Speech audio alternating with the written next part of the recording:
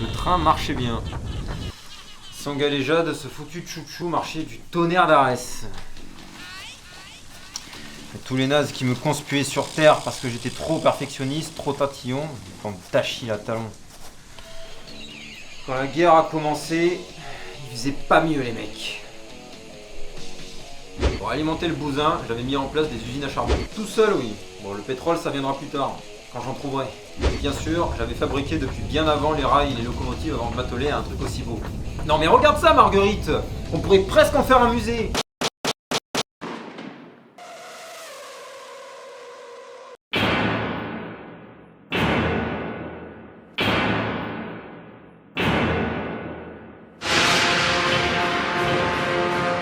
Le musée Dust, ça sonnait mieux que Sepsoris. Merde! Fixit m'avait envoyé une palanquée d'outils qui relevaient de la panacée selon eux. Mon avis, c'était que... Non mais sérieusement, du sparadrap? Non mais les gars, je sais pas, mais... Il y avait encore d'autres trucs qui avaient été largués sans le mode d'emploi ni la notice. Ah mais visiblement, ça vous prouve vraiment le coup de la notice, hein. Tant qu'on y est sur la question de Fixit, le silence radio auquel on me condamnait, ça commençait à me les colmater bien comme il faut, si tu vois ce que je veux dire. J'ai fait des découvertes intéressantes sur la question. Mais j'y reviens tout à l'heure, baby. Dans vos tronches, l'américanisme! Il y avait des choses fascinantes à explorer sur cette planète dont personne n'avait encore le nom, d'après ce qu'ils disaient ensemble. Moi, de mon point de vue, après le milliard du diable, les cracheurs de feu et les pascals qui volettent... Oui, non mais toi aussi, bien sûr, mais tu vas pas t'y mettre non plus, tu vois bien que je suis en train de me soigner là, ça pisse l'hémoglobine en dessous. Le train n'était que le premier pas d'une industrialisation vers de plus grands avenirs, bien sûr. Avec le temps, assez de matériaux et les possibilités que m'ouvrait l'activité ferroviaire, et bientôt pouvoir me mettre à la construction d'usines de plus haute envergure. Il n'y avait toujours pas de trace de l'occupant de la capsule crachée sur la plage. Avec le temps, elle finit par supposer qu'il n'avait pas survécu longtemps, lui aussi. L'important dans la vie, c'est d'aller droit devant soi sans jamais se détourner du passé. Oh yeah! Quant aux locaux perturbés par ma présence, mon sabre continuait de les faire cuire. Toutefois, pour me soulager un peu de cette tâche, j'ai projeté de former Dogo au combat de rue. Enfin de jungle, ça va, c'est ton pays. Et c'est pas parce que j'étais pas capable de me débrouiller seul que je dis ça, attention hein. Mylon Dust a besoin de personne, ok? La vache, elles sont bien serrées ces filles. Après mon petit tour de contrôle des environs, j'avais fait comme tous les soirs. Rentrer à la base, manger une bonne soupe de marguerite. Hyacinthe, je voulais dire. Hyacinthe, je voulais dire. À la même heure que moi, rentrait aussi le train, à peu près. Comme toujours, jeter un œil à ce qu'il me rapportait, histoire de vérifier que tout se passait sur de bons rails. T'as compris? Sur de bons rails et...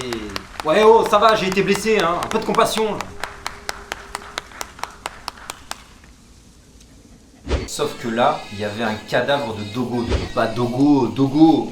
La race quoi, je sais pas comment ça s'appelle ces trucs là. Ni une ni deux, j'ai décidé d'aller voir de quoi il retournait là-bas. Fixit, merci qu'ils m'avaient pas envoyé que des trucs inutiles dans leur fatras. Un sac à dos! Qu'est-ce que ça va me sauver la peau, hein? Bon, pour moi je pouvais caser quelques trucs. Quant à mon chien de combat, bon, de toute façon, il avait une férocité de caniche pour l'instant. Et quant à Fixit, hors de question de leur en parler. Ils avaient une communication robotique qui me répondait comme par des messages automatisés. Mais quelle que soit la teneur de ce que je leur envoyais. Genre une fois j'ai dit Zoubida Fixit tatouille. Et les mecs m'ont répondu du tac au tac. Merci ingénieur Dust. Zoubida sur vous aussi. La vérité, c'est que j'ai jamais eu besoin de personne. Hélas, pas même de toi. Le trajet du train était automatisé, alors j'ai pu profiter du paysage. Et certains trucs déconnaient parfois dans le bidule, mais j'étais assez bon pour le refaire repartir au quart de tour. Et là tu te dis, comment ça repart quand je fais pas le guignol à bord? C'est pas vrai? Bah justement. J'y viens. Le reste des véhicules était automatisé aussi. Salutations, humble monture libre et 100 mètres. Va au gré de ta destinée que je t'ai programmée. C'est la première fois que je retournais si loin de la base depuis que j'avais fait les installations pour le temps. Même de si loin, on voyait encore l'ascenseur vital en cours de construction. Et puis soudain, patatras! Merde, il est parti où le rouleau? Mon train s'est arrêté là sans crier gare, comme si on l'avait programmé pour stopper là. Il y a eu des bruits bizarres dans le ciel, et quand j'ai levé les yeux, rien. Mais c'est Fixit et bien ce que je crois. C'est pas surprenant qu'il s'est passé le cap du transport invisible. Il me fallait du matériau de réparation pour faire repartir le train. Avec ce que j'avais dans le sac à dos, j'avais bon espoir de concocter quelque chose de potable à condition de trouver les matières premières qu'il me fallait. Et puis... Ah! Bordel de porc en père! Les voisins ont vraiment le sommeil fragile dans le coin. Et voilà! Dans vos tronches! Enfin seul, ouais! Encore seul, ouais. comme toujours de toute façon. Après cette bataille dantesque, j'en avais la certitude. Dogo n'était pas encore fait pour les combats. Il aurait cassé l'oignon 30 fois, condition qu'il n'aurait pas pris ses pattes à sa queue avant la première. Mais il y avait vraiment des belles choses à voir ici. Si je pouvais avoir le temps de me faire un télescope, un de ces féerie pour une autre fois, je suppose. C'est bien ça le petit bouquin, non? Bon, mon expédition avait rien donné. Un petit con s'était amusé à charger mon train d'un cadavre et était reparti se planquer. Non, ça venait pas d'une défaillance de mécanisme. Et non, je suis pas parano. En rangeant le bazar dans mon sac, je suis tombé sur un petit cadeau laissé par Fix. Alors, je sais pas bien comment le prendre, vu les progrès qui ont été faits depuis et l'échec cuisant que ça a été à l'époque. Mais ouais. Je dois reconnaître que Elon Musk est vraisemblablement l'être le plus malfaisant que je parvienne à imaginer. J'ai du mal à voir quelqu'un dont la vie sur Terre aura été plus dramatique pour les autres vivants sur la même planète.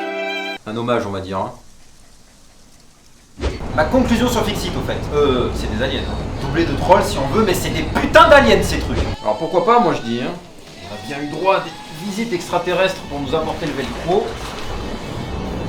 Je crois, hein. Ça fait du bien de rentrer chez soi. Mais Dogo, dehors, si ce clébard pouvait enfiler des pantoufles et un peignoir, il ne quitterait pas de la journée. Bordel, quelqu'un, y a quelqu'un là-dedans.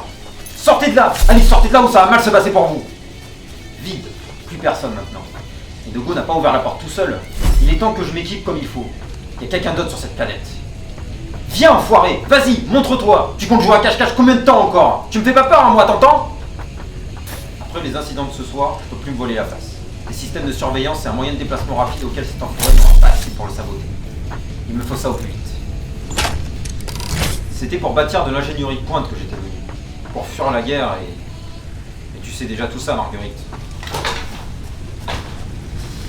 Mais si la guerre continue à me suivre, qu'elle sache que je suis prêt.